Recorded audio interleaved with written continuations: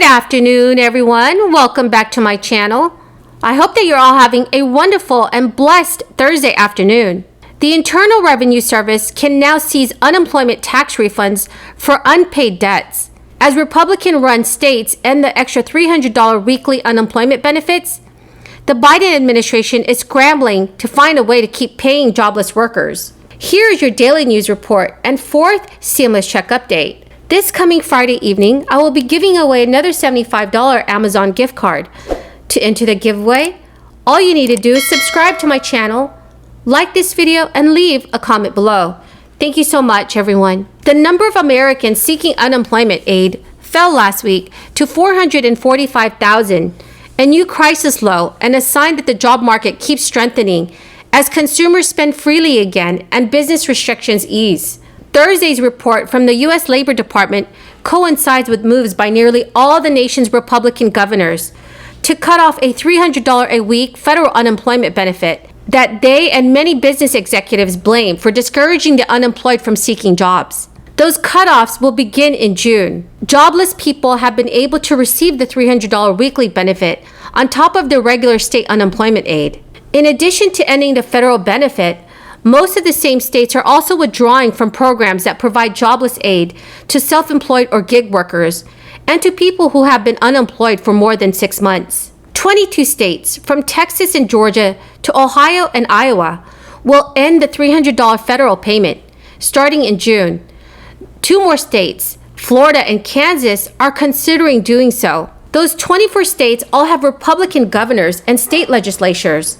About 3.5 million people will have their benefits reduced in the next coming months.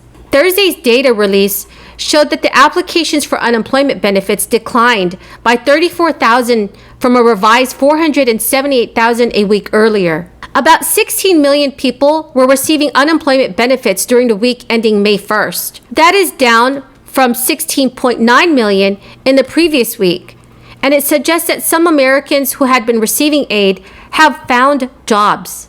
Eliminating the $300 a week payment is one of several measures that states have taken to restrict or eliminate jobless aid and press more recipients to seek for work. That trend gained momentum after the April jobs report, which was released earlier this month, showed that employers added far fewer jobs than expected, in part because many could not find enough workers.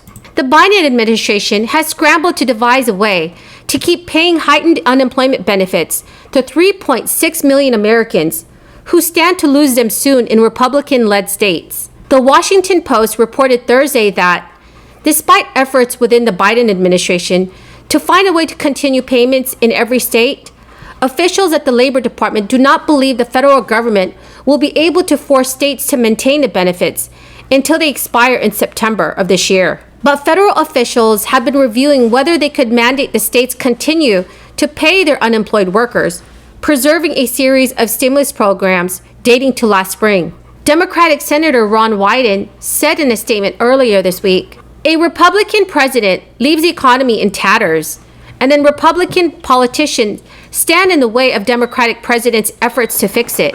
I continue to call on the Labor Department to explore all avenues for continue to provide benefits for jobless workers in all U.S. states." But Wyden is not the only lawmaker who has urged the Biden administration to find a way to continue paying expanded benefits to unemployed individuals in all red states. In a letter to Labor Secretary Marty Walsh last week, Senator Bernie Sanders cited a section of the CARES Act that mandates that the Labor Secretary provide benefits under the Pandemic Unemployment Assistance Program to all workers who are eligible for the program. Currently, the IRS began issuing refunds this week to Americans who overpaid taxes on unemployment benefits which were collected last year. But some individuals could have their checks seized to offset unpaid debts. The money is subject to normal offset rules, the IRS said, meaning that it can be used to cover past due federal tax, state income tax, state unemployment compensation debts, child support, spousal support, or certain federal non-tax debts, such as student loans. The IRS said as many as 10 million Americans overpaid their taxes. Many of these taxpayers are likely owed a refund from the IRS because they presumably filed their tax returns before March 11th. And that is when Biden signed the stimulus bill into law.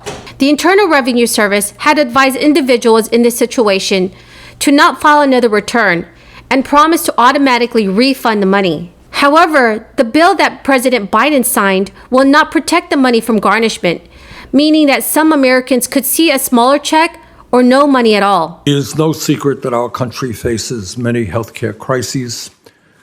Too many of our people are uninsured or underinsured. We pay by far the highest cost for healthcare of any major country on earth. Costs of prescription drugs are off the wall, and many people can't afford that.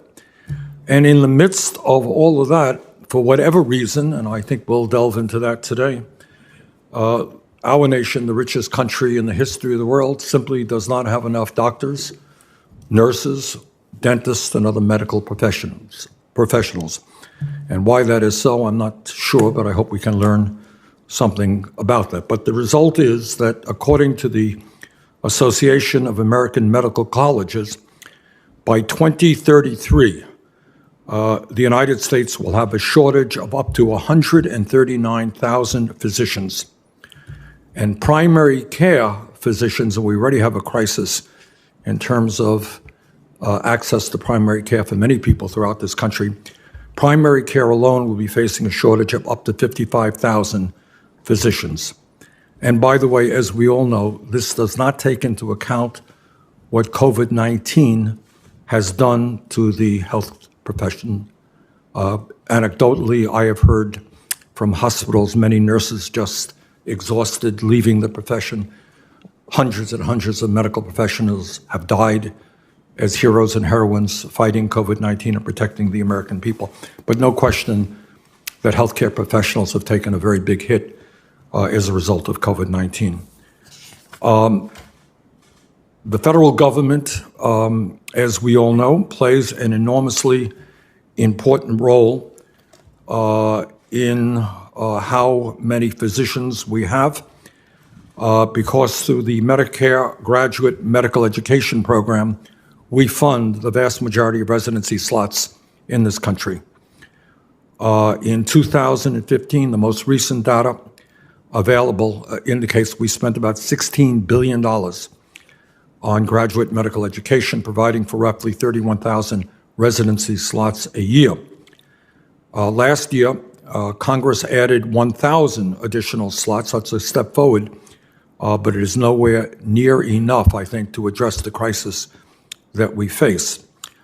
Very importantly, I think, maybe we can discuss this a little bit today, in addition to expanding those slots, Congress did expand the Teaching Health Center Graduate Medical Education Program. So everyone, that is the end of the video for this afternoon. I hope you found this video helpful today. This coming Friday evening, I will be giving away another $75 Amazon gift card. All you have to do is subscribe to my channel, like this video, and also comment below.